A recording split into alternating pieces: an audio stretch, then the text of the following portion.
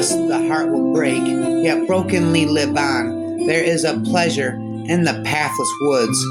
There is a rapture on the lonely shore. There is society where none intrudes by the deep say, and music is its roar. I love, not man the less, but nature the more. In secret we met, in silence I grieve, that thy heart could forget, thy spirit deceive. Always laugh when you can, it is cheap medicine. She walks in beauty, like the night of cloudless climes and starry skies, and all that's best of dark and bright meet in her aspect and her eyes. In secret we met, in silence I grieve, that thy heart could forget, thy spirit deceive. If I could meet thee over the long years, how should I greet thee with silence and tears? There is a pleasure in the pathless woods. There is a rapture on the lonely shore. There is a society where none intrudes by the deep say, and music in its roar. I love nor man but less, the nature the more. From these are interviews in which I steal from all I may be or have been before, to mingle with the universe and feel what I cannot express and cannot all conceal. There are 4 questions of value: what is sacred, of what is the spirit made, what is worth living for, and what is worth dying for. The answer to each is same: only love. Those who will not reason are begots. Those who cannot are fools, and those who dare not are slaves. The great object of life is sensation, to feel that we exist, even though in pain. All who joy will win, must share it. Happiness is born a twin. I do not write to empty my mind. I go mad. A death so called is a thing which makes men weep, and yet a third of life is passed in sleep. But words are things, and a small drop of ink fallen like dew upon a fall produces that which make thousands, perhaps millions think. The heart will break, but broken live on. Sorrow is knowledge. Those that know that most must mourn of the deepest. The tree of knowledge is not the tree of life. The tree of knowledge is not the tree of life. There is a page on in me that I cannot shake off. In short, I deny nothing but doubt everything. Then stirs the fire of feeling infinite, so felt in solitude, where we are least alone. Love will find a way through paths where wolves fear to prey. You gave me the key to your heart, my love. Then why did you make me knock? A drop of ink made a million think. I have a great mind to believe in Christianity, for the mere pleasure of fancying I may be damned. The thorns which I have reaped are of the tree I planted. They have torn me, and I bleed. I should have known what fruit would spring from such a seed.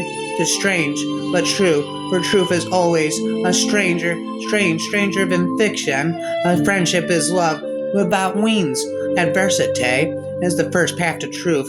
Be thou the rainbow in the storms of life, the evening beam that smiles the clouds away, and tints tomorrow with prophetic ray.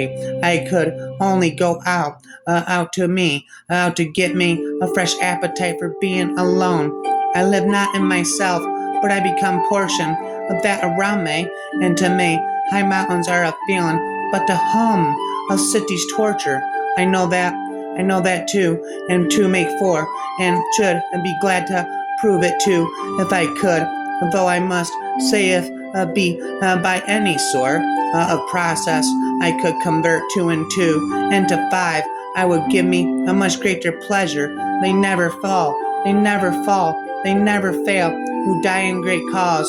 Letter writing is the only device combining solitude with good company.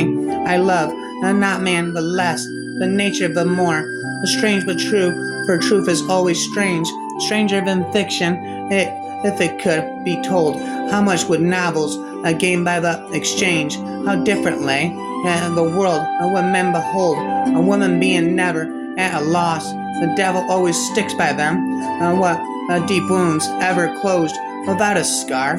She was like me, and lineaments of her eyes, her hair, her features, all to the very tone, even of her voice. They said were alike to mine, but softened all and tempered into beauty. She had the same lone thoughts and wanderings, the quest of hidden knowledge, and a mind to comprehend the universe, nor boast, nor these alone, but with them gentler powers of their mind, pity and smiles and tears, which I had not, and tenderness, but that I had for her humility, and that I never had. Her thoughts were mine, her virtues were her own. I loved her and destroyed her. I am ashes where once I was fire. She walks in beauty, like the night of cloudless climes and starry skies, and all that's best of dark and bright. Me and her aspect in her eyes, thus mellowed to that tender light which heaven the gaudy day denies. One shade the more, one ray the less, had half impaired the nameless grace which waves in every raven trees of softly lighten o'er her face, where thoughts serenely sweet express appear, how dear their dwelling place, and on that cheek and o'er that brow so soft, so calm yet eloquent, the smiles that win, the tints that glow, but tell of days and goodness spent, a mind at peace of all, a heart whose love is innocent.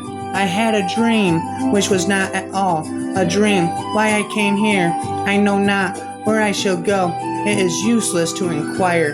In the midst of myriads of a living and a deal worlds, stars, systems, infinity.